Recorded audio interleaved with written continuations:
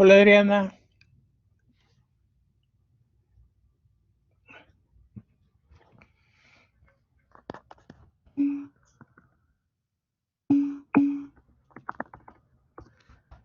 hola Blanca, Milagros, Patricia,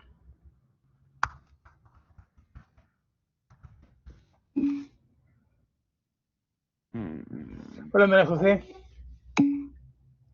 hola Camila, Hilary, ¿cómo estás? Ernesto, ¿qué tal han estado?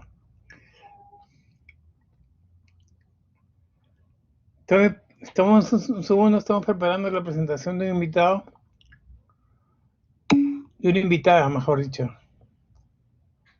Ah, claro, los audios.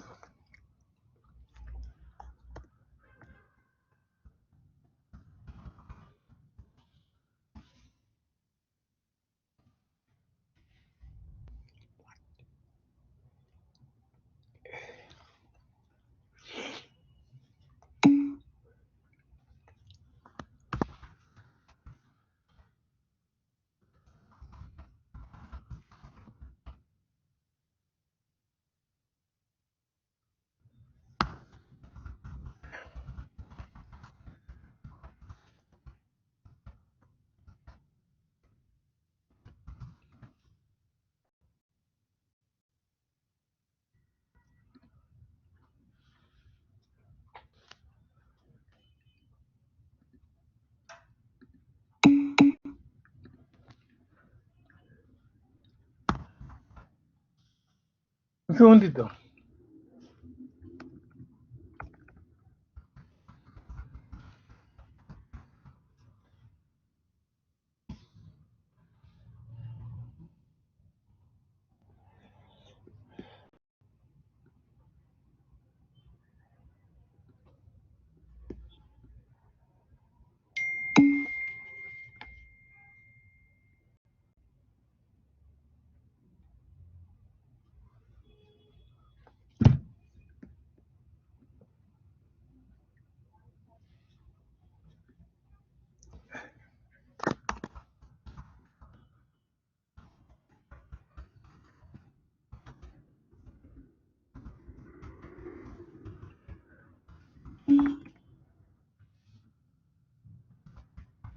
Sí, por favor.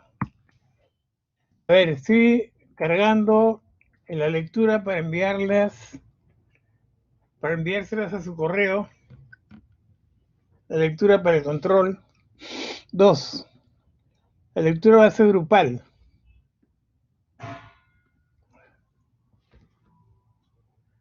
No sé por qué no carga.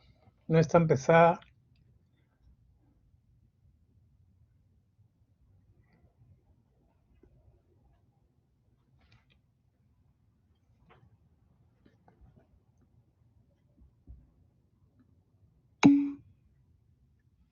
Hola Daniela.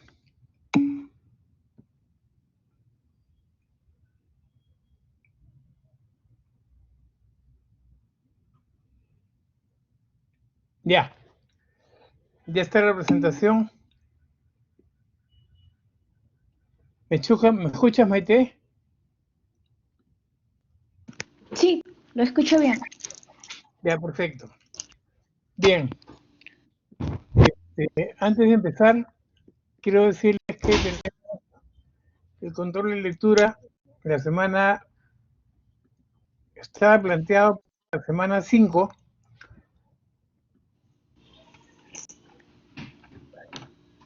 Si lo ven acá,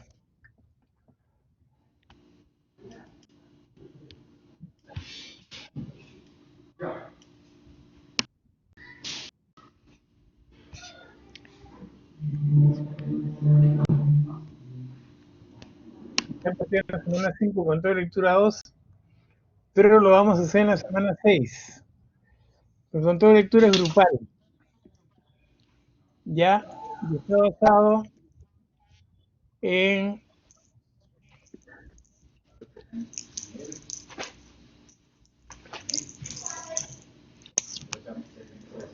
a ver, en una lectura que está en la semana 4. ¿La ven ahí? Se llama Innovadores con todo de lectura 2 grupal. Y abren ahí, van a ver, esta es la lectura, y hay una serie de casos. Este es el índice. Hay una serie de casos de startups, de emprendimientos periodísticos exitosos. Está J, un sitio judicial de Brasil, no matemático, chequeado, que es un referente para el fact-checking a nivel mundial. El Faro, que es uno de los mejores medios de Centroamérica. Una sitio en Venezuela que nació en Twitter, Agencia Pública, uno de los mejores sitios brasileños. Entonces, esto se los voy a enviar a su correo. Está subido en la semana 4. No, ahorita les digo. El trabajo es grupal. Entonces, cada grupo tiene que escoger uno de estos proyectos. No puede haber dos grupos iguales. O sea que el que escoja primero, el que escoja me escribe a mí y se lo pasa y lo sube a WhatsApp para que todos los demás sepan que ya está tomado. Si por ejemplo alguien pone agencia pública, me manda el correo, lo sube al WhatsApp, cosa que ya nadie más lo puede tomar. Ya ustedes mismos escojan, yo no lo voy a sortear. Creo que así es más claro. Este está en la unidad, en la semana 4. Si ven acá,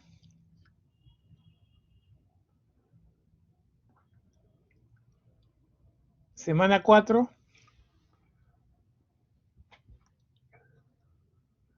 semana 4, innovadores, control de lectura 2 grupal.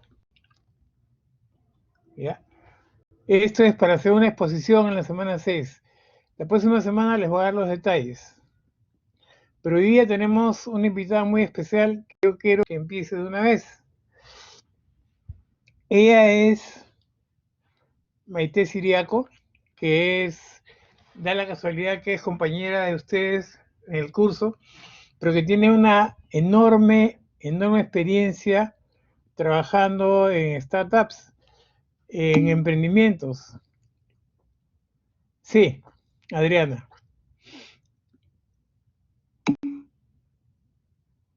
Ella nos va a hablar ahora de su amplia experiencia en Ojo Público primero y en Salud con Lupa, un sitio del que es fundadora. Así que, sin hacer más preámbulos,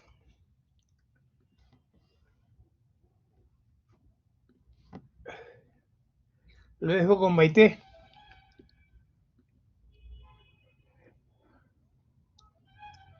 Ya puedes empezar, Maite.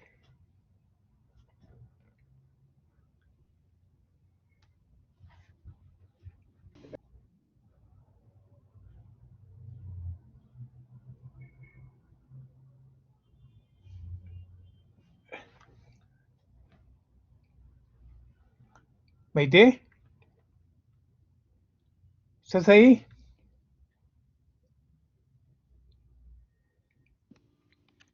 Hola, ¿me Hola. escucha? Sí. ¿Qué tal? Como les dijo el profesor, yo soy Maite Siriaco, soy periodista de investigación. Trabajé durante 2 años y medio en Ojo Público y después cofundé un medio llamado Salud con Lupa.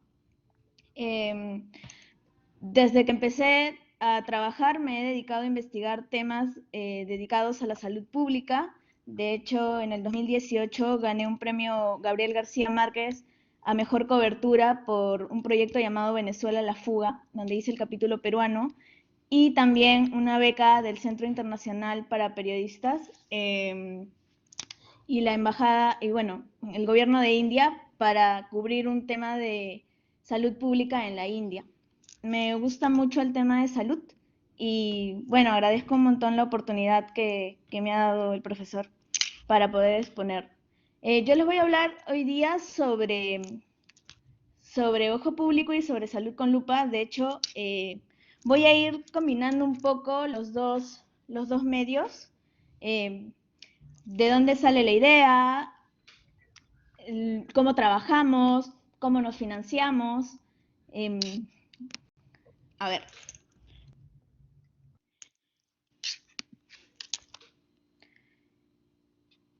¿Por qué hicimos salud con lupa? Bueno, hay tres razones, vimos que había un nicho en temas de salud pública. Si ustedes se ponen a pensar sobre salud antes de la pandemia, pues lo que salía siempre eran notas amarillistas en medios o, digamos, divulgación científica, pero no se investigaba tanto la salud, no se investigaba las farmacéuticas, no se investigaba el poder, la corrupción que había dentro de la salud. Ahora con la pandemia nos hemos dado cuenta que la salud es transversal, es un tema que ataca educación, política, que está en todo, ¿no? Nosotros queríamos construir una agenda investigativa de salud pública con una mirada crítica, propositiva, que vaya para toda América Latina. Y queríamos crear una comunidad de periodistas profesionales de distintas disciplinas que generen historias de impacto justamente en temas de salud. Y, sobre todo, colaborar en la batalla contra la infodemia. Hemos visto que no solo estamos viviendo pandemia ahorita, sino también infodemia, porque las noticias falsas se están viralizando con mucha rapidez. Y en temas de salud, las noticias falsas incluso pueden llevarte a la muerte, ¿no? Estamos viendo, por ejemplo, el tema del dióxido de cloro y en Argentina ya un niño ha fallecido, acá en Perú hay 2 personas graves hospitalizadas en Arequipa por difundir este tipo de información. Entonces, había que tener mucho cuidado con este tipo de noticias. En Salud con Lupa hacemos periodismo colaborativo, investigación anfibia, alianzas entre periodistas, medios y profesionales de distintas disciplinas y fact-checking. Es lo que un poco veíamos en la lectura que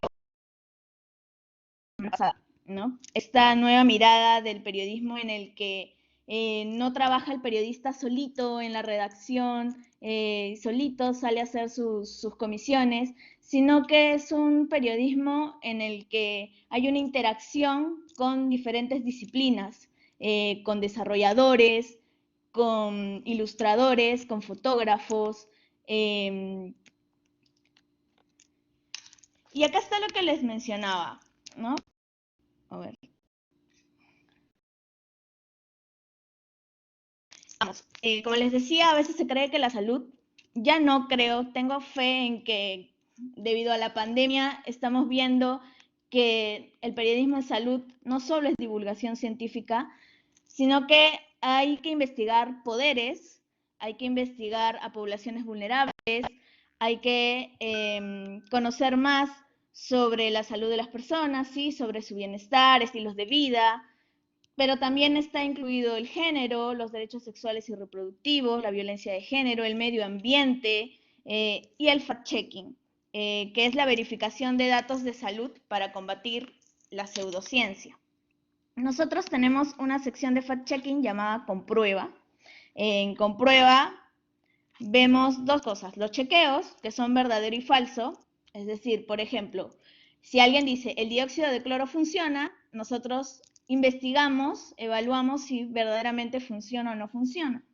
Y los explainers, que es lo que más estamos utilizando ahora, que es explicación de un tema específico. Algo que nos tenemos que dar cuenta es que la ciencia no corre de la forma en la que los periodistas quisieran que corra, ¿no? La ciencia está llena de procesos y por eso que, por ejemplo, al inicio de la pandemia nos decían, bueno, no se debe usar mascarillas, pero después había otro discurso que nos decía, no, sí tienen que usar mascarillas. Y la gente dice, bueno, entonces nos están mintiendo, pero no es así. Y ahí tiene mucho que ver cómo los periodistas comunican esta información. No podemos ser tajantes en este momento de pandemia porque estamos viendo una enfermedad que recién estamos conociendo. Entonces utilizamos estos explainers, estas explicaciones de un tema en específico en la que decimos, bueno, hasta aquí tenemos esta información, para no caer en discursos falsos. Nosotros hemos hecho, y aquí ya quiero pasar a la parte en cómo queremos seducir a nuestros lectores. ¿Qué utilizamos para seducir a nuestros lectores digamos, en un contexto tan competitivo donde hay tanta información y también hay muchos medios? Tenemos los grandes medios, los medios tradicionales, pero también tenemos muchos medios que están naciendo, los medios nativos digitales, entre los que están Salud con Lupa, Ojo Público, Convoca. Acá en Perú realmente tenemos una gran cantidad de medios digitales que en otros países no se ve tanto. Digamos que en Argentina está Chequeado, en Ecuador está GK, pero siempre hay como uno referente. Acá en Perú tenemos varios. Está, como les decía, Convoca, Ojo Público, Salud con Lupa, IDL Reporteros, El Búho, y hay una infinidad de medios que hay una plataforma llamada Sembra Media que tiene una agenda de todos estos medios, ¿no? Un registro de todos los medios que se han podido dar en Latinoamérica. ¿Qué hacemos nosotros para que nuestros lectores nos sigan, para tener seguidores? Pues trabajamos en diferentes formatos. Primero, ¿no? Hacemos long force.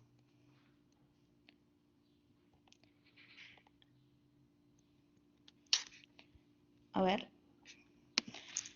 Hacemos long force donde están los especiales, reportajes, crónicas, investigaciones. En la mayoría de especiales tenemos varios long force dentro y tenemos también visualizaciones. Aquí está, por ejemplo, el primero que hicimos, que se llama La salud en la mesa del poder, y como ven utilizamos mucho las ilustraciones. También utilizamos la fotografía. Este es el segundo que hicimos, que se llama Venezuela, un país en busca de alivio. El parto robado. Si ustedes entran al link el parto robado, Salud con Lupa, van a ver que, por ejemplo, hay como una interactividad con las fotos, ¿no? Y eso lo vemos con el desarrollador. Tenemos esta sección que se llama La vida de nosotras, sobre las vacunas, los muertos, sobre Latinoamérica, Asoma la cabeza, en pandemia, los otros pacientes, y en primera línea, donde tenemos los testimonios de todo el personal que ha estado trabajando en la primera línea de batalla durante la pandemia, ¿no? Historias contadas por ellos mismos, en la que nosotros solo trabajamos, digamos, la edición. ¿Qué más tenemos? Hacemos aplicaciones de noticias, buscadores, con la data que vamos scrapeando, podría ser, o también que solicitamos a través de pedidos de información. Utilizamos el scrapping, que es descargarnos data, digamos, del MINSA, que no está pública, la descargamos gracias a nuestro desarrollador, y luego la vamos ordenando, verificando, limpiando, como decimos nosotros, y luego pensamos en qué formato podríamos poner esa data, ¿no? Por ejemplo, en este caso teníamos la data que construimos nosotros mismos de 49 casos de puertas giratorias con 64 personas involucradas en todo lo que tenía que ver industria de alimentos e industria de medicamentos en Perú, Chile, Colombia, México. Y logramos hacer este buscador donde podemos encontrar, por ejemplo, conflictos de interés que tengan que ver con estas, ¿no? La industria de alimentos y la industria de medicamentos. Esto era una base de datos súper cruda y desordenada que tenía la FDA y que nosotros la volvimos un poco más amigable, y acá podemos encontrar todos los productos que la FDA fue cuestionando por diferentes motivos. No sé si recuerdan el caso de Leche Gloria, por ejemplo, o el caso de Milo, el caso de las galletas Casino, donde salían estos bueno, no son alimentos, sino alimentos procesados, que tenían, que estaban en alerta roja por la FDA, ¿no? Y que acá en Perú se seguían vendiendo con normalidad. Hicimos un buscador. Aquí tenemos, por ejemplo, para buscar ahora qué terapias son las que realmente tienen evidencia científica. Y para esto trabajamos de forma colaborativa con uno de nuestros aliados que se llama Epistemónicos, que es un grupo de científicos que revisan información de manera sistemática, revisan investigaciones de manera sistemática para saber si efectivamente tenemos la suficiente información para decir que una terapia es válida o no es válida. Y, por ejemplo, en este caso hemos hecho este interactivo que se llama Científicamente Comprobado, y justamente podemos encontrar las terapias según distintas clasificaciones, desde listas para su uso hasta las que nunca se aprobarían, como por ejemplo el dióxido de cloro. Si ustedes apretan ahí, podrán ver una fichita de cada una de estas terapias, ¿no? Esto lo hicimos, por ejemplo, para las 8 vacunas que ya están en la fase 3. Esto lo hicimos para las empresas de residuos biocontaminantes en Perú. Esto es las fichas sobre las farmacéuticas y sus malas prácticas. Acá poníamos las deudas que tenían, por qué tenían, por ejemplo, sanciones de parte de la FDA o de los diferentes ministerios, cuánto ganaban, etc. Visualizaciones. En visualizaciones también trabajamos con nuestro desarrollador. Hay un trabajo muy cercano con el desarrollador, los periodistas y los editores, para saber sobre todo cómo vamos a presentar la información. En este caso se utilizó un mapa que ya había hecho la Defensoría y un grupo, una organización civil que trabaja temas amazónicos, pero este mapa se volvió interactivo, ¿no? Para saber dónde estaban los lugares con mayores cifras de contagio en toda Latinoamérica. Esta, por ejemplo, es la evolución diaria de muertes. Acá está el personal de salud contagiado, fallecidos. Y este es el coronavirus, cómo ha atacado y cómo ha ido operando en niños y adolescentes. Y también tenemos nuevas narrativas digitales. Tenemos una sección que se llama Visual, donde ponemos temas duros, pero una suerte de pictolines, ¿no? Trabajamos con un grupo de ilustradores que se llama Kipu Visual, que son de Huancayo, y que ellos hacen esta suerte de pictolines. Nosotros les damos la información, hacemos una suerte de guión y vamos tomando con ellos a ver qué se les ocurre, qué nos proponen, para sacar temas diversos. Acá, por ejemplo, está invertir en salud mental o los e-cigarrillos. Pero tenemos muchísimos de estos quipus que sobre todo utilizamos para investigaciones muy largas, hacerlas un poco más cortas, más amigables y llevarlas a redes sociales, ¿no? Esto se viraliza mucho, sobre todo en Facebook y en Instagram. Acá, por ejemplo, queríamos contar los testimonios de los apus de algunas zonas amazónicas y tenemos la ilustración combinada con un texto corto y tenemos el audio, ¿no? En el que el apu él mismo nos narra cómo ha estado pasando su comunidad la pandemia. Acá, por ejemplo, trabajamos un cómic para hablar acerca de la depresión, ¿no? El cómic se llama Un monstruo que habita dentro de ti y poníamos diferentes datos, pero todo contado como un cuento, como una suerte de, sí, de crónica. Los datos todos son verdaderos y estamos hablando de una persona, el señor F, que realmente es una persona que existe, pero estamos cuidando su identidad y al mismo tiempo queríamos que el relato sea como amigable, como que pudiera llegar a mucha más gente. Este, por ejemplo, es un especial donde pusimos cartas de niños que querían hablar sobre cómo se sentían en la pandemia, ¿no? Se llama Quiero darle golpes al coronavirus, porque eso no tenía uno de los niñitos en sus cartas. Las cartas van corriendo y vamos viendo un poco todo lo que ellos sienten.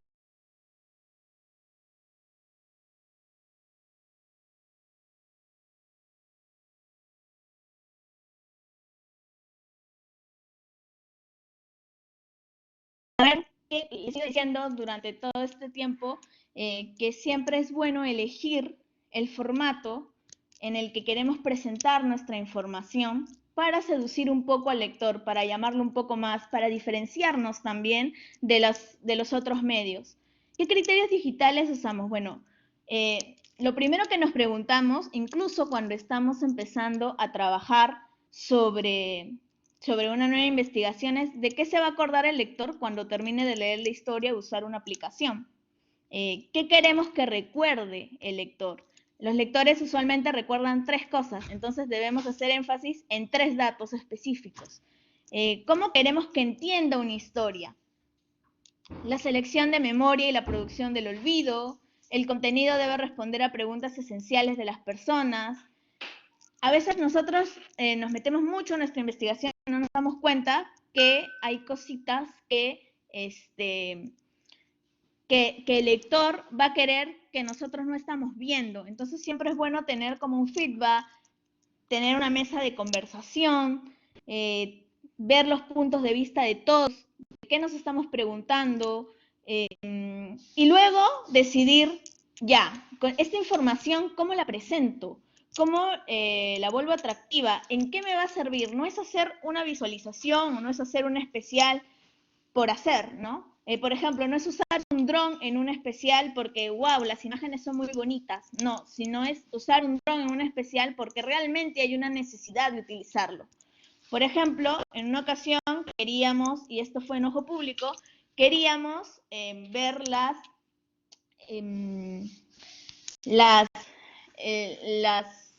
haciendas donde se hace todo esto de la agroexportación, ¿no? En Ica.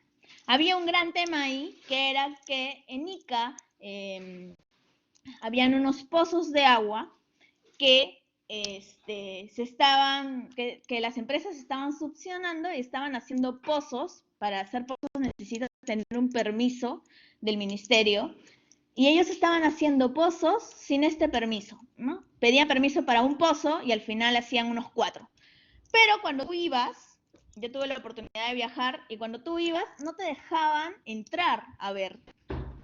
Obviamente para que no vieras que habían hecho más pozos. Pero lo increíble era que tampoco dejaban entrar a las autoridades de la ANA, que es la entidad del Estado que se encarga de hacer estas supervisiones. Tampoco les dejaban entrar a ellos. Entonces, ¿qué habían hecho las autoridades de la ANA para poder supervisar?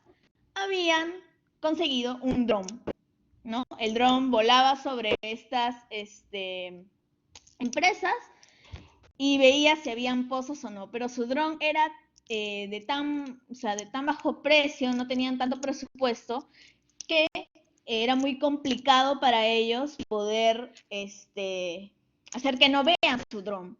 Entonces siempre lo veían y lograban tapar. Nosotros también para hacer este especial y para hacer una cuenta y un comparativo de cuántos habían y cuántos pozos en realidad se habían hecho, o sea, cuántos pozos tenían permiso y cuántos pozos se habían hecho, nosotros decidimos utilizar un dron. Para esto pedimos autorización de la ANA, pero también revisamos la legislación peruana, ¿no? Para ver si era factible o no era factible utilizar el dron. Hasta ese momento era posible, así que utilizamos el dron y pudimos hacer un comparativo. Empresas que tenían permiso para 5 pozos, al tenían 20 pozos. Esa era la diferencia, era abismal. Y sacamos un especial. Ahora, en este caso, por ejemplo, sí se necesitaba el uso de un dron. Esto se los cuento para que vean que siempre hay que pensar en si el formato que estamos decidiendo va a ser útil realmente o solo lo estamos haciendo porque creemos que se va a ver bonito. Porque si creemos que se va a ver bonito, créanme, el lector no le va a encontrar ninguna utilidad y no va a pasar de que sea bonito, no va a tener ningún impacto posterior. Y otra cosa que debemos hacer mucho, es pensar en nuestra audiencia. ¿Quiénes son? ¿Desde qué plataformas entran al medio? En Salud con Lupa sabemos que son, en la mayoría, mujeres, son jóvenes y entran a través de su celular. ¿Y esto para qué? ¿Para qué nos sirve? Por ejemplo, para que el desarrollador no empiece haciendo el desarrollo en una computadora, sino que lo empiece desde un celular, para que sepa si el formato que va a utilizar se ve bien en un celular o no se ve bien en el celular. Si estamos escribiendo demasiado y en el celular se va a ver un choclón, o si sí está adecuada la letra. Entonces es importante. Y también es importante para saber qué les mostramos en redes. Leíamos en esta lectura sobre las comunidades. Es muy importante tener una comunidad. No solo el medio, sino también los periodistas que trabajan en este medio. Y todos los que trabajan en el medio, no solo periodistas, fotógrafos, ilustradores. Entonces es importante saber quiénes nos leen. También para pensar bajo su perspectiva qué formatos le pueden dar, qué está buscando, qué respuestas necesita. Y para esto, por ejemplo, en el caso de Salud con Lupa utilizamos el Google Analytics para para conocer bien, por ejemplo, las métricas, si este titular fue bueno o no fue bueno y arreglarlo una próxima vez, o si esta forma de presentarlo funcionó o no, o qué se leyó más, de repente la historia que tenía, no sé, menos fotos y un video, no sé, diferentes casos. ¿Cómo trabajamos? Y esto es súper importante. Pues somos un equipo, digamos, base en Perú, donde estamos entre los cofundadores, editores. Si ustedes revisan, tenemos varios editores, tenemos 2 desarrolladores y tenemos nuestros colaboradores, que son de diferentes países. Tenemos colaboradores de México, Colombia, Chile, Argentina, acá falta actualizar Venezuela, El Salvador, Costa Rica, Nicaragua. Ahora durante la pandemia hemos sumado muchos más colaboradores. Y si se dan cuenta, los colaboradores no solo son periodistas, también tenemos ilustradores, fotógrafos, periodistas fotógrafos, y bueno, los desarrolladores que ya estaban en el equipo base. Y trabajamos con diferentes organizaciones, ¿no? Tenemos epistemónicos, que se los mencioné hace un momento, somos parte de la red Latam Chequea, que es la red de todos los chequeadores de Latinoamérica, todos los medios que tienen una sección para verificar datos. Somos también, o tenemos convenio con la red de periodistas científicos de México, Equipo Visual, red de periodistas de Chile. Y también somos parte de la red de Pointer en lo que es COVID-19. Pointer es el instituto que tiene más prestigio en lo que es verificación de datos. Y hemos hecho colaboraciones con diferentes medios. Aquí hay muchos venezolanos, pero también hemos hecho colaboraciones con medios mexicanos, de Argentina, de Colombia, de Brasil, de Chile. Es muy importante que entendamos que necesitamos este modelo colaborativo. ¿Y por qué necesitamos este modelo colaborativo? Porque la salud pública es transversal y necesita una mirada periodística regional y global, pero aún si el medio no fuera en salud, por ejemplo, Ojo Público, se hacen muchas investigaciones, se llaman transnacionales, que son investigaciones justamente entre diferentes medios de diferentes países. ¿Por qué? Porque vemos que sobre todo en Latinoamérica hay muchos temas que son en común y es mucho más sencillo investigar estos temas si tenemos diferentes miradas y vemos diferentes contextos. No es lo mismo que yo haga una investigación sobre Chile, Argentina y Colombia, todo desde Perú. Un periodista chileno obviamente me va a dar una perspectiva mucho mejor del contexto chileno, un periodista colombiano me va a dar mucho mejor una perspectiva del contexto colombiano, ¿no? Los principios del periodismo colaborativo hacen que nuestro trabajo sea más eficiente porque tenemos que estar muy bien organizados, tenemos que pensar muy bien en la cobertura, en la narrativa, en el impacto, los recursos. Entonces nuestro trabajo va a salir mucho mejor que si lo hiciéramos solos. Hay una mejora de la coordinación y acompañamiento editorial y suma de motivaciones y esfuerzos para un mismo fin, ¿no? A veces nosotros mismos decimos, bueno, ya esto lo pasamos para después, pero si tenemos una presión de un grupo de periodistas de otros países que están también investigando, nos va a llenar de energía, digamos, para poder continuar. Y además nos va a hacer ver cosas que nosotros de repente desde dentro no vemos. Entonces, el periodismo colaborativo es súper importante y sobre todo en esta época de pandemia, el periodismo colaborativo ha sido fundamental para poder saber qué sucedía, por ejemplo, en China, qué estaba sucediendo en Brasil, que fue el primer país de Latinoamérica donde llegó el COVID. Qué había pasado en Europa, qué cosas no deberíamos repetir. Entonces era súper importante hacer este tipo de cobertura. Pero ¿qué implica este tipo de cobertura? Este tipo de cobertura implica tener, como les dije, una gran organización, tener llamadas periódicas, casi semanales, con el equipo de investigación, tener un líder para este equipo de investigación, utilizar herramientas que nos permitan trabajar en equipo desde la distancia, ¿no? Ahora ya todos utilizamos bastante el Zoom, utilizamos bastante Google Drive, y hay infinidad de herramientas, como por ejemplo OpenRefine, que nos ayuda a limpiar infinidad de datos, mucho mejor que Excel, y que nos permite visualizar mejor esa información que se puede trabajar de forma colaborativa.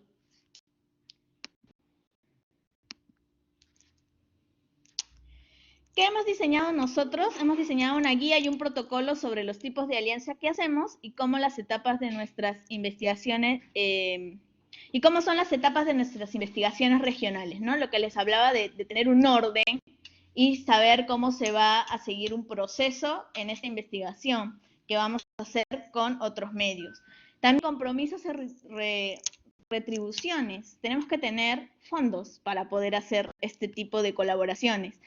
La mayoría de periodistas obviamente no va a trabajar gratis, entonces tenemos que saber cómo, con qué dinero les vamos a pagar por hacer estas investigaciones y también cómo se hacen contratos, lo que también mencionábamos en la lectura, ¿no? El periodista ya no es solo un periodista, sino tiene que hacer economía, de contabilidad, de administración y tiene que saber de todos los lenguajes, el del desarrollador, el de la ilustradora, ¿para qué? Para que pueda tener una buena comunicación con ellos. ¿Qué herramientas utilizamos? Bueno, hay una infinidad de herramientas. Les voy a hablar de algunas que he ido seleccionando, pero hay muchísimas más. No me alcanzaría el tiempo para poder mostrárselas. Tenemos OpenRefine, que se los ha mencionado, que es una herramienta de código abierto que nos permite depurar y organizar datos en pocos pasos. Sobre todo, nos permite mucho limpiar millones de datos, billones de datos, también de una forma colaborativa, y también poder analizarlos bien. Es mucho más funcional que Excel cuando se va a trabajar con millones de datos. Bueno, DataGrapper, que muchos los deben conocer, TimeLine.gis, Infogram, Tableau, StoryMap, SunSite, OpenStreetMap, GeoCommons, InfoAmazonía, Google Analytics, y hay una infinidad de herramientas que nos pueden servir. Sería fantástico si nuestra redacción tuviéramos un desarrollador. Por fortuna, nosotros tenemos dos. Pero cuando recién se empieza, a veces no tienes un desarrollador, tienes muchos periodistas. Entonces, esas herramientas nos sirven para hacer algún tipo de visualización o interactivos de una manera fácil que podamos entender los periodistas. ¿Cómo nos financiamos? Bueno, voy a hablarles sobre Salud con Lupa y sobre Ojo Público en este caso.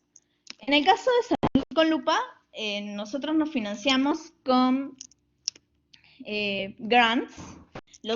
Si ustedes entran a la página saludconlupa.com, se van a dar cuenta que no tenemos publicidad. Hemos recibido y recibimos todos los días solicitudes de empresas de publicidad para poner anuncios, pero siempre los rechazamos, porque nuestra idea es hacer periodismo independiente. No podríamos denunciar, por ejemplo, y es lo que sucede mucho con los periódicos y los medios tradicionales, como la tele, que no pueden denunciar a algunas empresas porque ellos mismos los están financiando. Y además que ese modelo de negocio también se está como terminando en este contexto de información abierta que tenemos ahora y de redes sociales. Nosotros utilizamos grants, que son unos fondos que dan algunas organizaciones. Aquí he puesto algunas, por ejemplo, el ICSJ, que es el Centro Internacional para Periodistas, TESHCAN, que es una iniciativa de la Embajada de Estados Unidos para realizar periodismo, pero con herramientas digitales. La Fundación Gabriel García Márquez, Google News, el Journal Project. Nosotros ganamos el Fact Checking Innovation de Pointer y de Facebook de Facebook Journalist Project, justamente para hacer, por ejemplo, un interactivo donde podíamos incluir a las personas en nuestra forma de hacer chequeos. Entonces la idea es que las personas, nuestros lectores, puedan también convertirse en chequeadores y puedan enviarnos información. Si ven, este dato es falso y yo sé cómo combatirlo, por ejemplo, te envío este PDF que encontré, te envío esta entrevista que encontré, para que ayudes al chequeador a hacer este chequeo de información. Eso va a salir más o menos en noviembre, debería salir nuestro interactivo, pero ganamos un grant gracias a esa propuesta. ¿Qué hacemos? Tenemos unas propuestas, cuando vamos a postular a fondos, nos dan como una suerte de formulario en el que nosotros vamos llenando la propuesta que tenemos, el cronograma que vamos a utilizar, o sea, cuánto nos vamos a demorar en hacer esa propuesta, los objetivos que tenemos para esa propuesta, cómo vamos a ver si la propuesta fue exitosa o no, y también el presupuesto. Esto es súper importante, tener el Excel de cómo vamos a gastar el dinero que nos van a dar. En la mayoría de fondos no les dan dinero para pagar, por ejemplo, sueldos, ¿no? Salvo que el fondo sea muy grande. En la mayoría de fondos medianos, chicos, no te dan esa opción. Entonces tú tienes que pensar cómo puedes sustentar ese gasto, ¿no? El gasto del sueldo de un periodista. Hay formas de poder sustentarlo. Y tiene que ser una propuesta que tú puedas ver que sea viable y que le puedas dar una idea a la persona que va a leer la propuesta de cómo va a ser. A veces nos alocamos mucho y decimos, wow, vamos a hacer esto de acá, esta idea súper loca que tenemos, pero no sirve mucho hacer cosas que no veamos que pueden aterrizarse. Para hacer estas propuestas y para hacer todo el trabajo que les he ido mencionando, como les decía, es necesario este equipo multidisciplinario, ¿no? Tanto en Salud con Lupa como en Ojo Público se trabaja mucho con el desarrollador, que les diré que es quien siempre nos pone los pies sobre la tierra y nos dice, no, esto no se puede. Nosotros queremos, no sé, un mundo que vuele y él nos dice, no, esto tecnológicamente no lo podemos hacer todavía, pero podríamos hacer esto de acá. Y con los editores, el trabajo con los editores es fundamental para saber qué de toda la información que hay podría resultar interesante para nuestros lectores. Además que los editores son nuestros primeros verificadores de datos. Ellos son los que nos hacen las preguntas como abogados del diablo para saber si algo realmente bien reporteado o no, o necesitamos más información, o no es como lo estábamos viendo. Entonces, hay un trabajo muy dinámico entre todos, nos sentamos siempre, bueno, ahora ya no podemos hacerlo personalmente, pero sí lo hacemos en llamadas de Zoom, donde hablamos todos y vamos presentando ideas y estas ideas se van debatiendo, hay mucha crítica, hay mucho debate y también hay muchas ideas propositivas, ¿no? Es un trabajo realmente conjunto. También para poder, la fotógrafa, por ejemplo, o los ilustradores siempre están ahí en todas esas reuniones también para que sepan después qué sería bueno dibujar de todo lo que están escuchando. Y no que les demos al final, bueno, queremos que hagas esto, ¿no? O con el mismo desarrollador, bueno, queremos que visualices esto. No, la visualización, la ilustración, todo se piensa desde el inicio. Y después de estos grants, de estos fondos, también tenemos una parte que es el propio financiamiento del medio a través de la educación. Entonces hacemos, por ejemplo, capacitaciones en universidades, capacitamos, por ejemplo, a personas de la Universidad de Florida, hacemos mentorías, hacemos fixers, que es recibir a periodistas de otros países que vienen por organizaciones y ayudarlos a hacer sus reporteos, o más o menos lo que quieran conocer, suelen ser becarios y nos pagan por eso, por ese trabajo. O nuestro desarrollador, nuestro equipo de desarrollo hace páginas para otros medios o para otras organizaciones.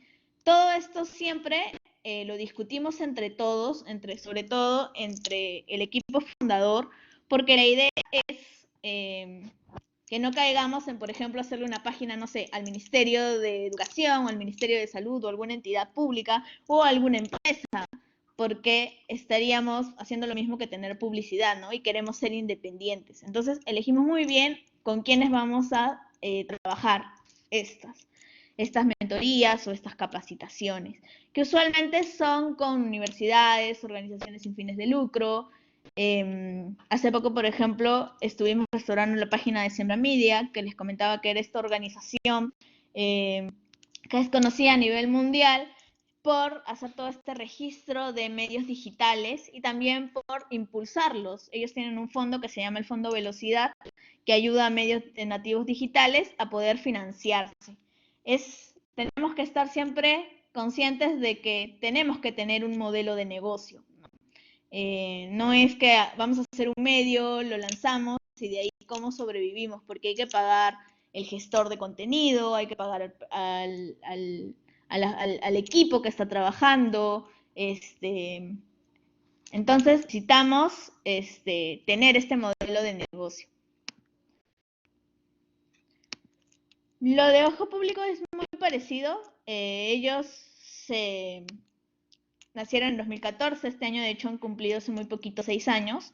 Y la idea de cómo se hacen los reportajes es también muy parecido, ¿no? Long force, o sea, reportajes de largo aliento, interactivos, cómo visualizamos esta información. Por ejemplo, aquí hay un botiquín comparador de medicamentos, donde la idea era poner todos los medicamentos de alto costo que habían en Perú, pero no solo en Perú, sino en Argentina, en Colombia, en México y en Guatemala, hacer un comparativo de qué países se pagaba más y cuánto se gastaba por estos medicamentos, ¿no? Había medicamentos que, por ejemplo, costaban, no sé, 10 veces un sueldo presidencial, 100 veces un carro.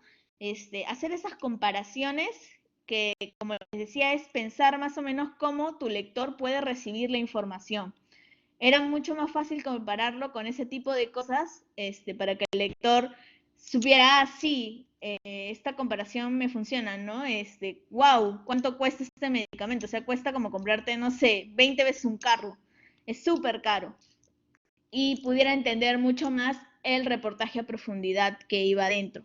Acá está Cuidados Intensivos, donde ponías el nombre del médico que querías o de la de la clínica donde te atendías y te salía todo su registro, o te sale todo su registro de prácticas que ha tenido, ¿no? En el caso médico, si ha tenido alguna denuncia, si no ha tenido denuncia, si ha llevado una buena carrera o no lo ha hecho. En el caso de las clínicas, cuánto cobran, si los médicos que están ahí han tenido denuncias, si la misma clínica ha tenido denuncias, por qué las ha tenido. Es un buscador para que tú sepas quién te está atendiendo. Visualizaciones. Nuevas narrativas digitales también. Acá, por ejemplo, está Las Rutas del Oro, que es un especial súper interesante en el que tú viajas junto al periodista para conocer cuáles son las rutas del oro, las rutas donde se vende el oro ilegal. Tú ingresas, ahí puedes ingresar con tu Facebook o con tu correo de Google, y apareces en el aeropuerto y eliges si quieres viajar a Ecuador o a Perú, que son los dos países donde se hizo la investigación. Y viajas con el periodista y haces todo el recorrido con él. También ahí mismo está este cómic interactivo, el Preguntados, donde esto era un poco más para saber qué tan peruano eres, digamos. Esto es interesante porque los grandes proyectos, como se menciona acá, nacen de preguntas esenciales, ¿no? Por ejemplo, lo que les comentaba de, bueno, en este caso es cuentas juradas, se han enriquecido las autoridades de Lima, o sea, ¿cómo inicia una investigación? ¿Qué nos preguntamos? Debemos hacer preguntas básicas, como en el caso, o aquí, si las clínicas privadas son tan buenas, ¿por qué muchos nos quejamos? ¿Quién las vigila? ¿De dónde viene el dinero de las campañas electorales, no? Y todo esto nos permite hacer nuevas formas, nuevos formatos y idear nuevas cosas en las que podemos presentar nuestras investigaciones, nuestras crónicas, nuestros reportajes, incluso nuestras notas del día. No necesariamente van a ser textos, digamos textos escritos, sino también podrían ser videos, podrían ser, no sé, ilustraciones, estos cómics interactivos, y se nos pueden venir millones de ideas a la cabeza gracias a todas las herramientas que existen ahora. Entonces tenemos que aprovecharlas para poder diferenciarnos de otros medios.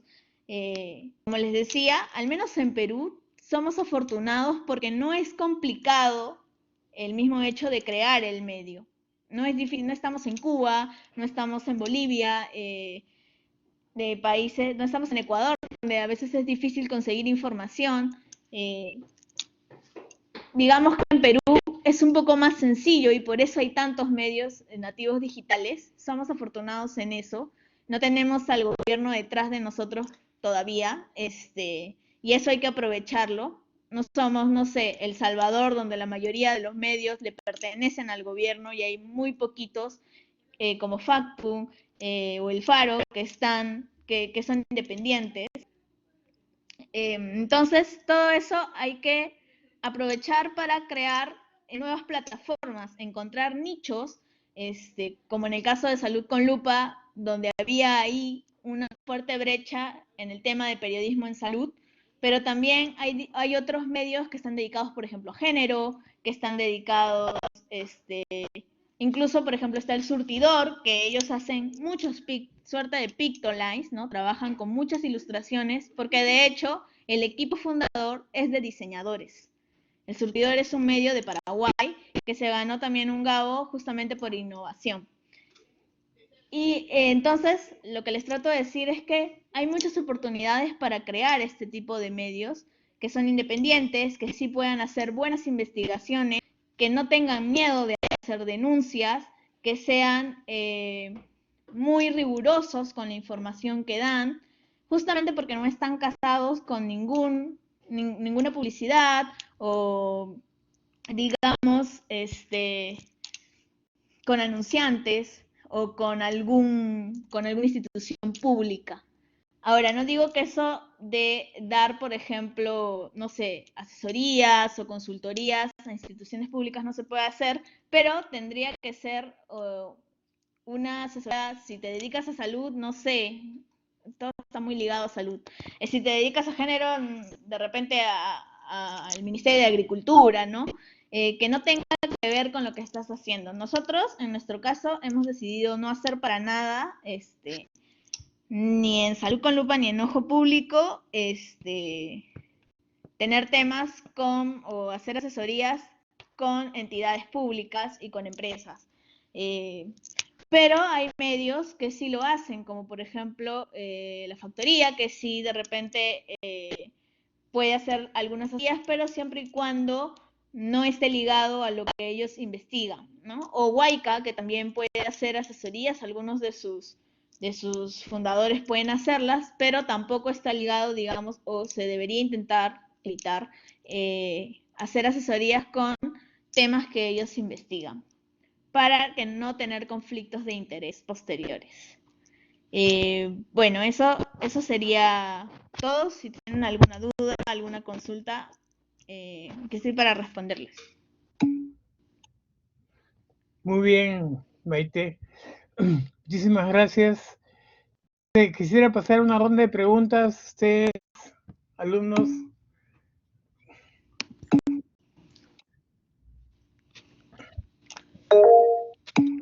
A ver, Adriana, tiene una pregunta.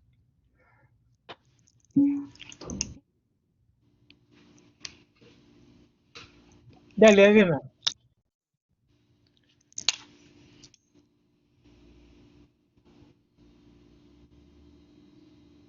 Si no te da el micro, pregunta por el chat.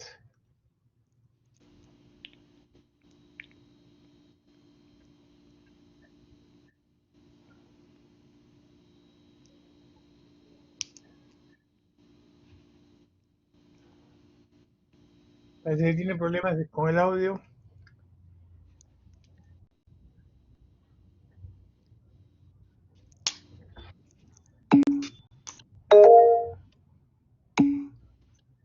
¿Cuál ha sido la evolución de la respuesta? Yo tengo la pregunta de...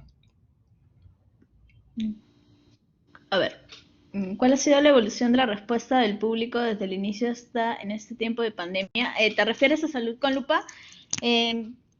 A ver, en Salud con Lupa, al inicio, nosotros empezamos en el 2019, de hecho a mediados del 2019, ahí salimos en línea y vimos que sí había una gran respuesta. Nos dimos cuenta que habíamos agarrado en el clavo con los nichos, de repente no tanto en Perú al inicio, sino fue más en México, en Chile, porque Salud con Lupa es un medio que cubre temas de salud pública en toda América Latina y por eso tenemos muchos colaboradores de diferentes países de la región. Y vimos que sí teníamos una respuesta en redes, nuestras notas incluso tuvieron respuestas de las personas que estábamos denunciando, lo cual era ya que sí, nos estábamos teniendo cierto alcance, pero sí es cierto que cuando empezó la pandemia, tuvimos que hacer una suerte de reformulación de lo que estábamos haciendo, porque nosotros solíamos hacer publicaciones semanales, ¿no? Hacer un comprueba, o sea, una verificación de datos, una investigación, todo era a la semana, no sacábamos notas como al día. Éramos una suerte de revista digital, pero después, cuando empezó la pandemia, nos dimos cuenta que necesitábamos más colaboradores y que necesitábamos estar más presentes, porque éramos un medio precisamente dedicado a salud. Y en la pandemia, en medio de la pandemia, era un reto y también una oportunidad. Y haberlo aprovechado bien, como creo que lo hemos hecho, nos ha costado muchísimo, porque hemos tenido que postular a muchos más fondos, pero hemos conseguido esos fondos, nos ha ayudado a crear una comunidad mucho más grande. Entonces pasamos de tener 4.000 seguidores, por ejemplo, en Twitter, que nos había costado unos 4 meses en hacerlos, a tener ahora casi 11.200 seguidores en Twitter, ¿no? Les diré que Twitter es como un poco el más complicadito en poder llegar, al menos para nosotros. Facebook era mucho más fácil, y ya teníamos muchos seguidores en Facebook antes de la pandemia. Ahora sí que se ha duplicado la cantidad de seguidores. Y también nos dimos cuenta que, por ejemplo, las organizaciones que no querían darnos fondos porque no veían como las investigaciones en salud atractivas, ahora nos buscaban, ¿no?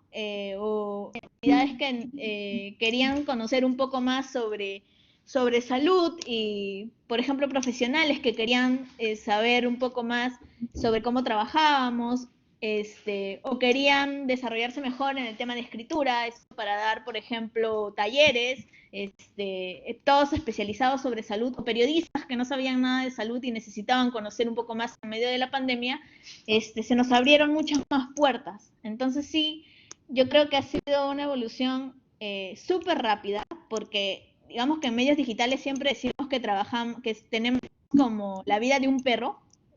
No sé si han visto que para nosotros un año, para el perro son 7 años, algo así nos pasa con los medios digitales. Ha sido una evolución súper rápida y creo que ha sido súper trabajosa, pero hemos podido aprovechar de cierta manera el tema de la pandemia. Hay una pregunta de Talía que dice, ¿qué enfoque le darás a tu investigación en la India? En mi investigación en la India, ¿Cómo a ver, nació? ¿Cómo ganaste? yo gané una beca del Centro Internacional para Periodistas y del gobierno indio para cubrir un foro de maternidad y nutrición de niños en India. Ahí estaba, de hecho, todos los ministros de salud, y algo interesante era que no estaba el ministro de Perú de ese entonces, porque fue a finales del 2018. Yo, para poder ganar esta beca, lo que hice fue mandar 3 propuestas de investigación con diferentes formatos, y ellos aceptaron las 3, pero obviamente solo podía desarrollar una, y que estaba ligada a Perú, y que tenía que ver mucho con cómo era el trato, o sea, cómo era la salud de las mujeres, no solo en India, sino también en Perú. Si ustedes, por ejemplo, entran a La Vida de Nosotras, que es nuestra sección justamente dedicada a mujeres, van a ver que las mujeres no solo es que tenemos que ir al ginecólogo cuando tenemos algún problema de salud, sino que tenemos muchas brechas cuando vamos a atendernos en un centro de salud. Y yo quería mostrar ese tipo de brechas que se estaban dando, que claro, en India es muy evidente, porque ahí hay un tema de género súper grande, donde hay millones de abortos de niñas, o sea, de madres que se enteran que tienen hijas, no quieren tenerlas, o hay millones de niñas abandonadas, pero yo quería demostrar que aquí en Perú pasaba algo similar, de repente no a gran escala, pero también teníamos estos problemas de género cuando nos querían atender a mujeres, ¿no? Y más o menos por ahí fue la investigación que terminamos haciendo en Ojo Público, que luego la pasé a Salud con Lupa. ¿Cómo se llama la investigación? Hicimos la investigación que tiene que ver con los temas de parto, se llama el parto robado, que al final salió en Salud con Lupa, y lo que vemos es cómo existe otra violencia, que es la violencia obstétrica, ¿no? Los temas de violencia obstétrica no son, digamos, nosotros no solemos reconocer la violencia obstétrica. A veces hablamos con nuestras mamás y nos cuentan una serie de cosas que les han pasado y no saben que eso es violencia obstétrica y que está penado por la OMS, por la ONU, y que incluso podrías denunciar, porque en Perú ya hay una ley para el tema de violencia, y dentro de estas violencias está la violencia obstétrica. Entonces, hacer evidente que había este tipo de violencia que está tan normalizada fue uno de los retos que salió en este especial, ¿no? Que es parte de lo que pude sacar también de ese viaje, al hacer comparativos, porque en la India hay muchos temas de género relacionados a la salud de las mujeres y uno de los más grandes es el tema de la violencia obstétrica en las mujeres, sobre todo que van a dar a luz niñas. Bueno, acá yo lo trasladé un poco a todas, porque todas las mujeres, al menos en América Latina, tienen o han sufrido de violencia obstétrica. Al menos en el último, hay una investigación que se hizo en 2019 que menciona que al menos el 80% de mujeres ha sufrido de violencia obstétrica. Entonces, estamos hablando de un tema y que no sabe que ha sufrido de violencia obstétrica. Hicimos un especial en diferentes países de Latinoamérica y bueno, a mí me tocó escribir 2 reportajes para Perú. Y de hecho en Perú tenemos a la primera mujer cuya denuncia de violencia obstétrica llegó a la Comisión Interamericana de Derechos Humanos, que este año debería haberle dado una respuesta. Lamentablemente, por todo lo que ha pasado por la pandemia, veo complicado que pase, pero es un caso súper grave, ¿no? Bien, Adriana, gracias, Maite. Adriana te pregunta, ¿cómo hiciste para empezar un proyecto tan prometedor en un ambiente digital tú sola? O sea, un poco cuéntanos los inicios de Salud con Lupa. A ver, no lo hice sola, de hecho, la idea fue de Fabiola Torres. Ella es una periodista que fundó Ojo Público y con la que yo tuve la suerte de trabajar desde que empecé a trabajar en periodismo. Hice mis prácticas con ella en Ojo Público y después ya continué con ella. Y ella es una periodista dedicada o especializada en temas de salud. Lleva unos 16 años trabajando temas de salud, ¿no? Ha trabajado en el comercio, estuvo en la unidad de investigación y trabajaba muchos temas de salud, hasta que el comercio cierra su unidad de investigación y ese equipo es el que, parte de ese equipo es el que forma Ojo Público, ¿no? Y es una cofundadora de Ojo Público. Y después ella ganó una beca del Centro Internacional para Periodistas para hacer una fellow de ahí, es la beca NICE, ICSJ, para ser una mentora de medios y poder unir medios, digamos, tradicionales con digitales y hacer periodismo colaborativo entre estos medios. Ella lo hizo en México, lo hizo en Colombia, pero también dentro de su beca estaba la idea de crear una comunidad de periodistas dedicados a salud y se le ocurrió hacer Salud con Lupa. Fue realmente su visión. Y ella nos sumó a Jason Martínez, que es el desarrollador, y a mí para ser sus fundadores. Porque nosotros ya habíamos trabajado con ella en Ojo Público y teníamos una experiencia y cierta visión de lo que era el periodismo en salud, digamos, en esta visión que les estaba contando, ¿no? Un periodismo transversal, no una divulgación científica. Es así como creamos Salud con Lupa. Estuvimos, más o menos, fueron 8 meses de pensar muy bien qué queríamos, cómo queríamos presentar el medio, cómo íbamos a hacer el logo, cómo nos íbamos a financiar, cuál iba a ser nuestra estrategia de negocio, qué aportaba cada uno de nosotros. Y creo que el hecho de que éramos un equipo multidisciplinario, porque Fabiola es periodista, yo estaba estudiando periodismo, bueno, este es mi último ciclo, pero también he sido profesora, he estudiado pedagogía, y Jason, que es científico computacional, juntar estas 3 miradas nos ayudaba un montón a ir un poco más allá.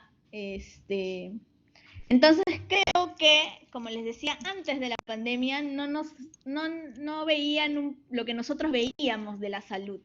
Creo que la pandemia ha ayudado a que vean que nuestro medio era un poco visionario acerca de la salud. Y este enfoque que nosotros teníamos ahora ya es compartido por otras personas. Talía te pregunta, ¿de cuántas personas es su equipo en Salud con Lupa? Ahora, el core del equipo. A ver, el equipo base es de 8 personas. Somos los 3 cofundadores, luego están 3 editores, un periodista, no tenemos más porque Fabiola y yo también somos periodistas y también hacemos el reportero, entonces al final seríamos 3 periodistas, y una desarrolladora, bueno, al final son 2 con nuestro cofundador. Entonces seríamos en total 3 periodistas, 3 editores y 2 cofundadores. Nosotros somos el equipo base, el equipo que está en la base que es peruana. Y digamos que aquí vamos como monitoreando a nuestros colaboradores. Ahora colaboradores tenemos muchísimos, ahora han aumentado mucho, de hecho hay que actualizar la página. Hasta ahí había unos 20 y ahora debemos ser, no sé, unos 50, tal vez un poco más. Todos los días tenemos que hablar con muchísima gente, tenemos muchos Zooms, y ha sido muy enriquecedor. Tenemos propuestas de fotógrafos, de ilustradores, de periodistas, incluso de científicos que se han unido un poco a nuestro equipo como fuentes. Y les diré que en salud es bastante complicado esto de tener fuentes porque el personal de salud desde que está en la universidad recibe como ciertas ayudas de la industria los capta desde el inicio. Entonces, tener fuentes que sean totalmente autónomas es complejo. Entonces, creo que hemos sido afortunados al encontrar fuentes autónomas que ellos mismos se han propuesto colaborar con nosotros y ayudarnos a ser precisos en estos temas de salud que son complicados de entender, pero que son bonitos cuando los entendemos, cuando logramos comprenderlos. Adriana insiste un poco en cómo hiciste para estructurar tu proyecto desde un inicio. O sea, el proyecto desde un inicio, digamos, ya tenían el equipo base, ¿cómo hicieron para conseguir financiamiento inicial o tuvieron un capital ángel? ¿Cómo fueron los inicios con Lupa? El inicio éramos nosotros 3, Fabiola, Jason y yo. Teníamos un periodista junior, Abel Cárdenas, que ahora trabaja en La República, es el periodista que más escribe de salud en La República, de hecho. Creemos que somos como una cantera de periodistas de salud. Y éramos nosotros 4 finalmente. Digamos, tuvimos la suerte de que Fabiola haya conseguido esta beca de la ICSJ, porque ahí teníamos como una suerte de financiamiento para poder crear la página, ¿no? Tener el gestor de contenidos y empezar un proyecto. Ella pidió una beca para empezar un proyecto colaborativo, lo hicimos, se llama La Salud en la Mesa del Poder, que justo trata sobre la industria de alimentos y la industria de medicamentos. Entonces, tuvimos ese fondo, ese grant, pero ese grant no era suficiente para después continuar con los otros proyectos. Entonces tuvimos que buscar nuevas formas de tener proyectos, de tener grants, que nos ayudó mucho que el primer proyecto saliera bien, que no solo se difundiera en Perú, sino en Chile, en Colombia. De hecho, en Colombia incluso se denunció a una ministra, entonces tuvimos mucha repercusión ahí.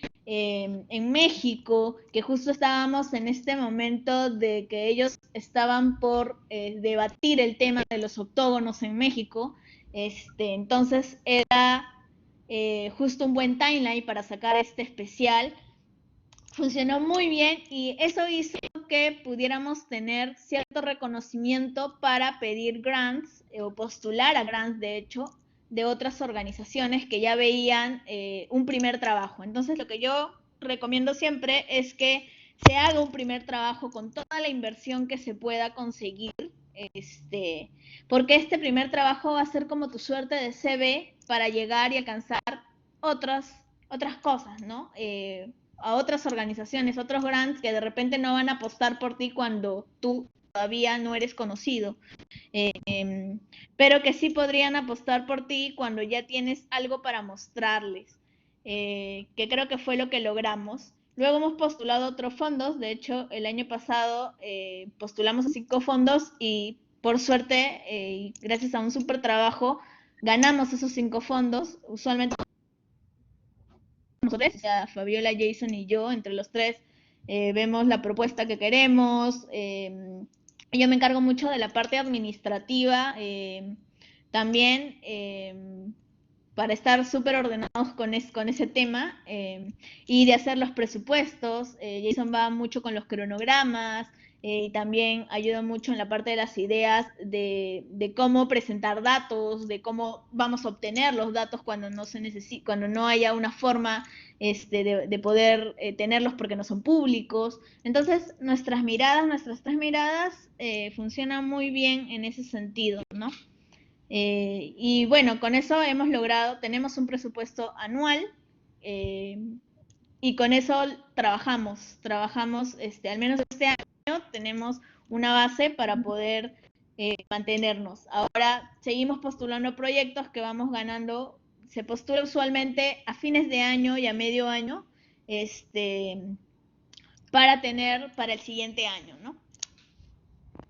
Hay una pregunta, Adriana, que a mí me interesaría que si pudieras explayarte un poco, como para darle sentido a tu exposición, que ha estado fantástica. ¿Qué tips nos darías si queremos empezar desde cero nuestro medio digital mientras estamos en la universidad? Pregunta Adriana. O sea, en general, ¿cuáles son las recomendaciones para empezar un proyecto que es lo que está pidiendo? Uh -huh.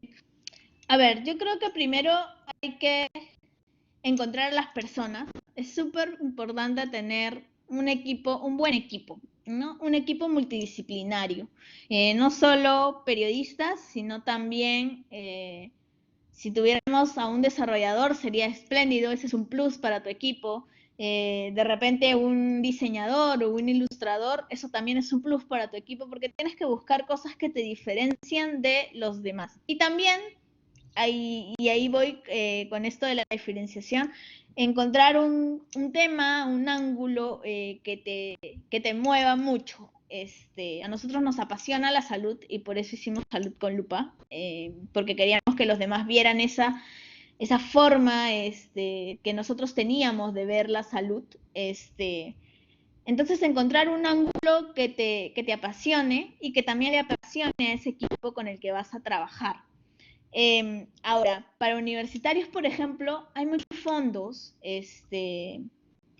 Yo les podría pasar después un link, del IGNet, es un link de oportunidades. Van a encontrar ahí muchos fondos para periodistas, pero también hay fondos para universitarios, para que ganen becas de repente para hacer alguna nota,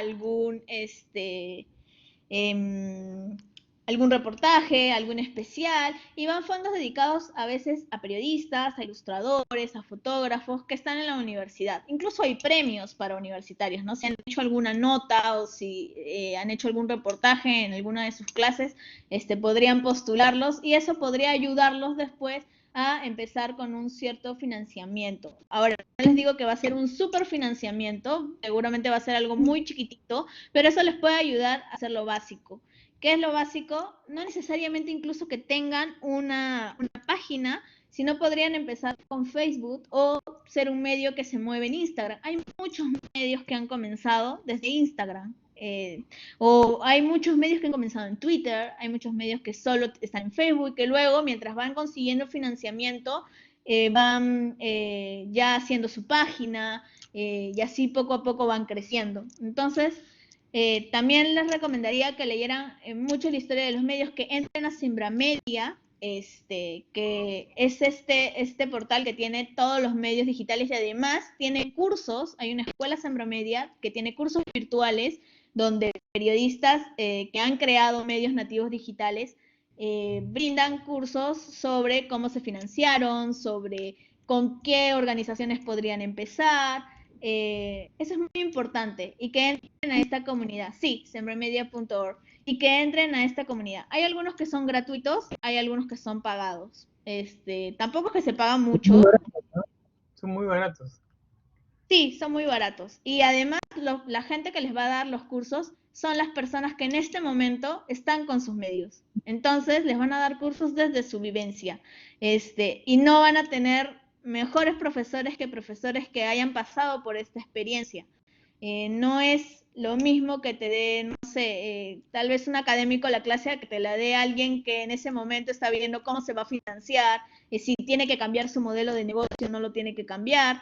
Entonces, eso es súper importante. Y además que conocerlos, seguirlos, y de repente pedirles alguna entrevista, algo, y entablar cierta comunicación con ellos también les va a ayudar a que puedan considerarlos para hacer trabajos,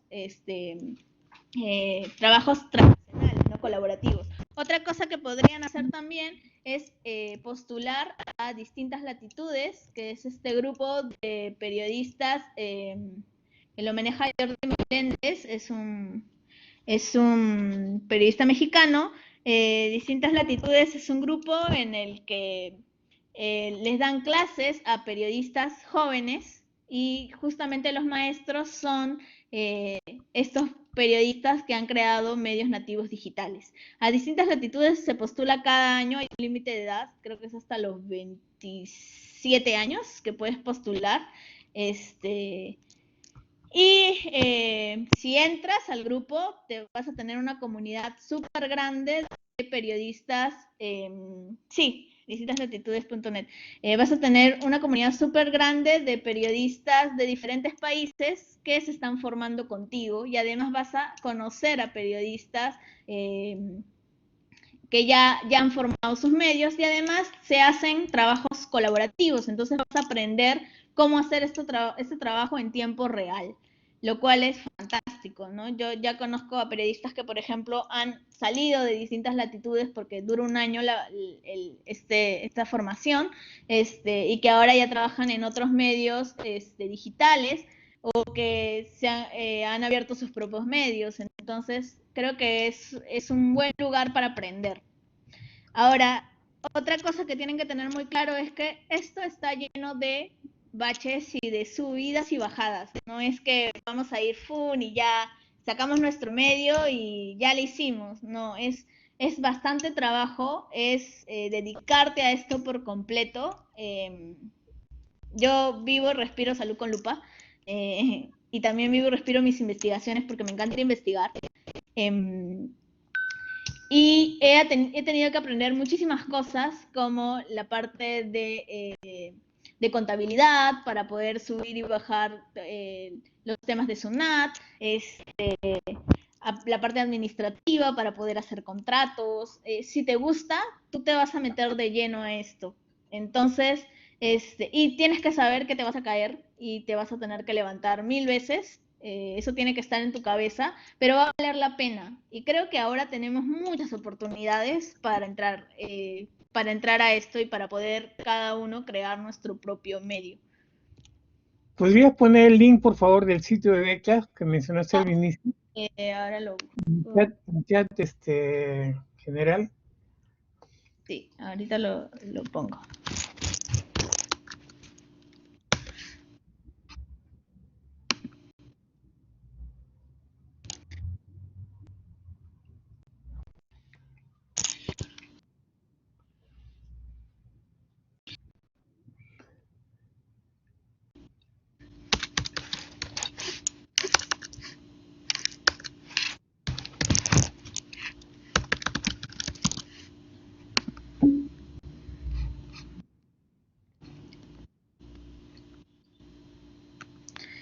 IGNet lo que tiene es que recopila todas las becas y todas las oportunidades que lanzan diferentes organizaciones. Entonces, no es ya en lugar de estar buscando en Google oportunidades que lanza, no sé, Gabo, o que lanza Open Society, o que lanza The Women Journalists, o no sé, diferentes organizaciones, todas las tenemos ahí reunidas porque ellos lo van a reunir por nosotros. Y hay una posibilidad de filtrar, a ver si hay oportunidades, por ejemplo, para universitarios o para periodistas freelance, porque ustedes podrían postular también como periodistas freelance. Y últimamente hay muchas oportunidades para periodistas freelance.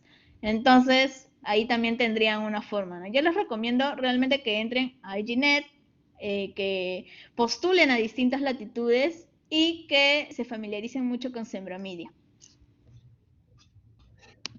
Bien, no sé si tienen alguna otra pregunta. Ya, yo quisiera destacar todo lo que nos ha comentado y nos ha contado Maite, es que es un trabajo que cuesta muchísimo, que requiere todas eh, todas las fuerzas que tengamos y para el cual hay que estar preparado en todos los sentidos, ¿no? Que es básicamente un vistazo de eso, de lo que vamos a ver, lo que estamos viendo en el curso. Pero la experiencia de ella es fabulosa y ha sido una suerte tener en esta invitación, en esa oportunidad. Yo te agradezco mucho, Maite, y quisiera un aplauso para ella, por favor. No, yo le agradezco muchísimo a usted, profesor, y también a todos ustedes por la oportunidad de conversar sobre este tema que a mí me apasiona muchísimo. Que ha sido un camino súper duro, como usted menciona, pero también súper lindo. Y, y no, muchísimas gracias por esta oportunidad. No, por supuesto, gracias a ti. Bien, para terminar la clase de hoy día, quisiéramos que siguiera unos anuncios parroquiales. Les he enviado a sus correos de la universidad la lectura de el control de lectura 2.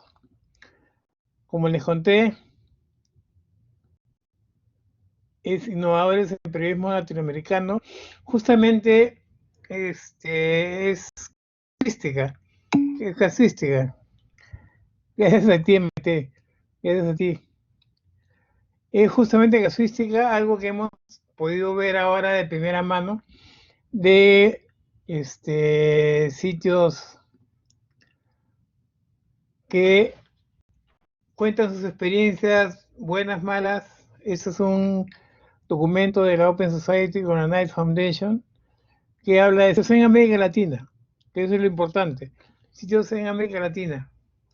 Entonces, esto va a ser el control de lectura 2. Ya me han escrito varios, ya han tomado algunos de los temas. Yo se lo dejo a ustedes.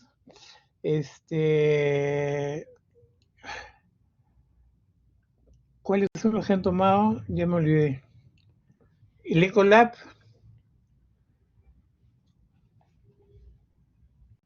A ver. Pueden ver en el WhatsApp, porque he pedido que lo suban al WhatsApp los que hayan tomado. Y va a haber una exposición grupal la semana 6.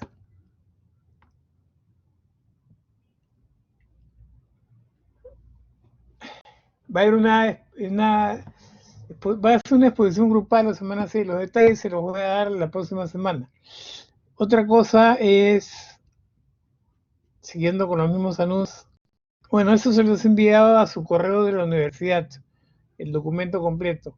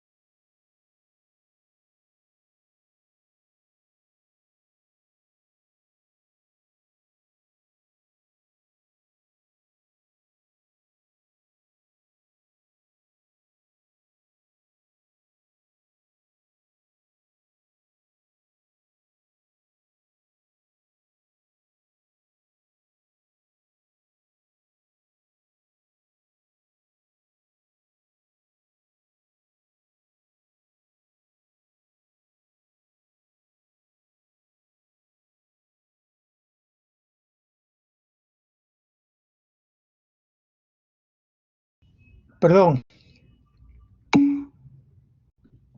ya, la próxima semana es la semana 5. La semana 5 va a haber clase, no es el control de lectura. Lo he postergado para la semana 6, porque la próxima semana vamos a ver el Lean Media Canvas, justamente desarrollado por Central Media en base a proyecto de Alexander Osterwalder. que era Business Model Canvas, que es en esencia la modelo de negocio, ¿no? Cómo empezar a trabajar un modelo de negocio de una forma gráfica, sencilla, sin ir entrando de a poco en la parte económica. Entonces, esto es la semana 5, que es la próxima. La semana 6 es el control de lectura. El control de lectura es justamente la exposición grupal. El control de lectura no va a ser escrito, va a ser la exposición grupal del... sí, se las voy a dar la próxima semana. Se lo voy a dar la próxima semana porque recién ayer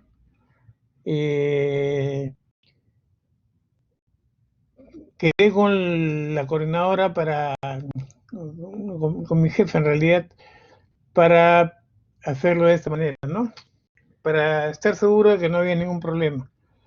Entonces son los grupos, todos los grupos, cada uno escoja su lectura y la sube al WhatsApp, por favor, una vez que la ha subido y me envía por correo, para que ya otros no lo tomen, para no escuchar 2 o 3 exposiciones en un mismo sitio, lo cual no va a enriquecer nada. La exposición va a ser común a todos, para que podamos compartir otras experiencias, así como lo ha hecho Maite ahora con nosotros, tan generosamente. No sé si tienen alguna otra pregunta para hoy día.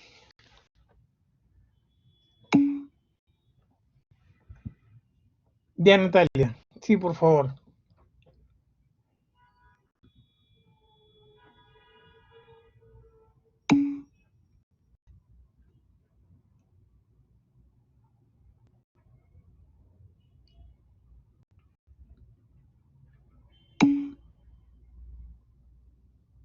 Ya. Pásame por correo.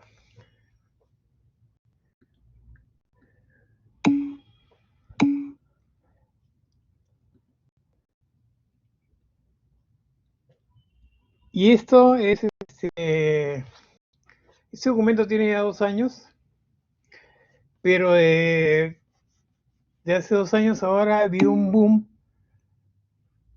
Tienen que aprobarlo. Una vez que lo aprueben, todavía tienen 2 semanas para la analytics, ¿eh? Me pasan la nota porque según si es 100% tienen 20, solo la primera unidad. Solo la primera unidad, vamos de a pocos. Vamos de a pocos porque hay otro curso de siempre media que quisiera que lleven. Otro curso sigue en línea.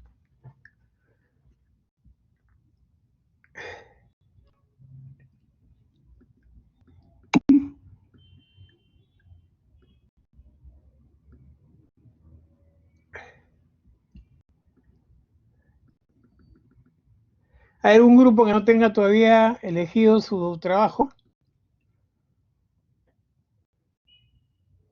El primer tomo de esa entrega apareció a ojo público, justamente.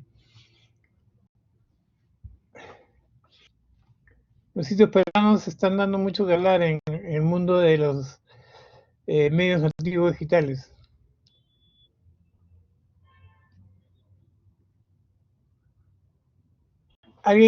Algún grupo que no tenga todavía elegido alguien que no tenga grupo, todos tienen grupo.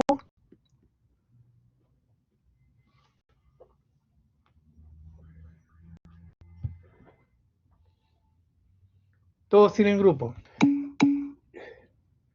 Maite no tiene grupo. Sí, Adriana. Los grupos pueden ser de 4 o 5, en último caso de 6. ¿Alguien quisiera tener a Maite en su grupo?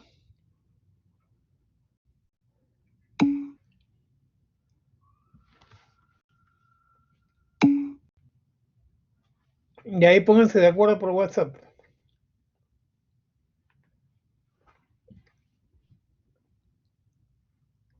Han faltado varios hoy día. Somos 39. Nunca he tenido un salón con tantos alumnos por nada. nunca se tenía una sección con tantos alumnos en este curso, no pasaban de 10, lo cual es 5, 4 o 5. Si fuera ya es inevitable 6, pero 3, 4, 5 es lo ideal. A mí me comentaría que fuera más por grupo porque son menos trabajos, pero no. Si no, no va a poder salir bien.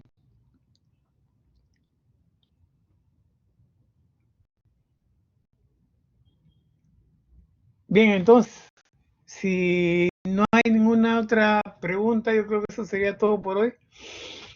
Les deseo un estupendo fin de semana. Trabajen, cuídense mucho y sobre todo sean felices, no se olviden.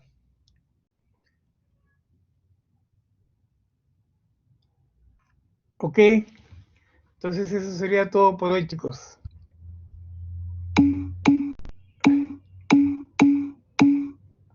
Gracias a ustedes. Muchas gracias. Gracias, chicas. Gracias, chicos. Nos vemos entonces el próximo viernes, donde vamos a hacer el Media Canvas, el famoso Canvas.